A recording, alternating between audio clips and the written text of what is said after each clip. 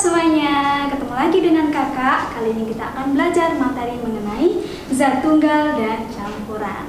Nah, zat tunggal itu apa? Zat tunggal merupakan zat yang memiliki komposisi konstan atau nama lainnya homogen dan memiliki sifat sama di seluruh bagian. Jadi secara singkat padat jelasnya, maksudnya zat tunggal itu terdiri oleh satu jenis zat saja atau beberapa jenis tapi dia sama gitu ya. Contohnya itu ada pada materi seperti besi, emas murni, oksigen maupun nitrogen. Coba adik-adik sebutkan contoh-contoh lain tentang zat tunggal ya. Dia hanya memiliki satu sifat yang sama di seluruh bagiannya.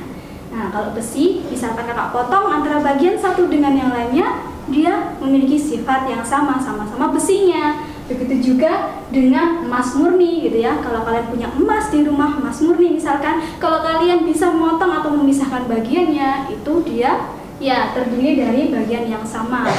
Selanjutnya ke campuran. Campuran adalah zat yang terdiri atas beberapa jenis ya, yang berupa materi maupun zat tunggal. Jadi dia beberapa jenis ya. Misalkan ada 2 jenis atau lebih digabungkan, itu namanya adalah campuran. Contohnya kumpulan beberapa zat tunggal ketika kakak campurkan itu menjadi namanya campuran. Oke. Nah, di sini campuran itu ada 2 jenis adik-adik. Yang pertama namanya adalah homogen. Yang kedua adalah heterogen. Nah, bedanya kalau yang homogen itu dia disusun oleh 2 jenis zat minimal 2 atau lebih ya, yang akan membentuk susunannya itu bentuknya seragam dan sulit untuk dibedakan. Kakak kasih contoh supaya kalian lebih jelas. Contohnya misalkan adalah udara. Nah, ketika kalian memperhatikan udara, kalian tidak bisa membedakan apakah di dalamnya itu terdapat H2O, ada H2, ada CO2, N dan juga oksigen. Kalian tidak bisa membedakan antara zat yang satu dengan zat yang lain. Kalian melihatnya itu sebagai satu susunan, yaitu udara. Kakak kasih contoh yang lain, yaitu air sirup.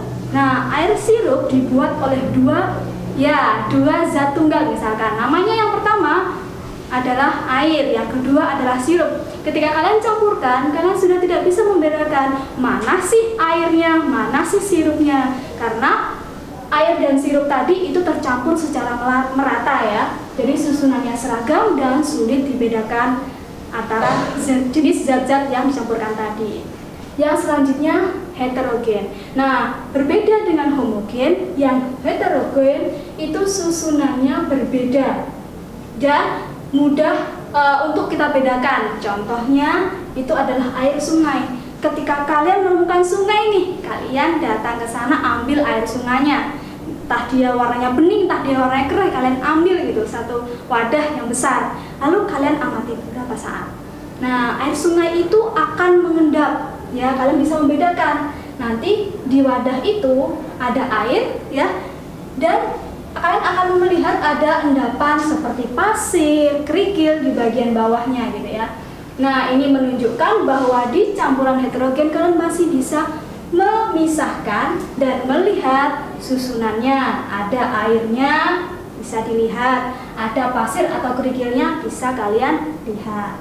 Yang kedua air kopi. Nah, ini berlaku kalau kopinya punya ampas ya. Jadi sama seperti ini tadi, jika dia punya ampas kopi, maka ampas kopinya akan mengendap di bagian dasar. Nah, bisa kalian lihat antara airnya mana, ampas kopinya mana, ya bisa kalian bedakan. Nah, yang contoh ketiga, ada es campur. Pernahkah kalian minum es campur? Enak kan? Di dalam es campur itu macam-macam. Nah, ya coba, misalkan ada dawet gitu ya, ada kolang-kaling, misalkan ada agar-agar dan juga masih banyak materi penyusunnya. Jadi bisa kalian bedakan antara materi satu dan materi lainnya di es campur itu. Nah, sehingga disebut dengan heterogen. Mari kita ulangi, kalau homogen itu dia tidak bisa kita bedakan sama sekali, dan kalau heterogen itu masih bisa kita bedakan zat penyusunnya. Nah, demikian penjelasan kakak kali ini. Semoga bermanfaat buat kalian. Sampai jumpa.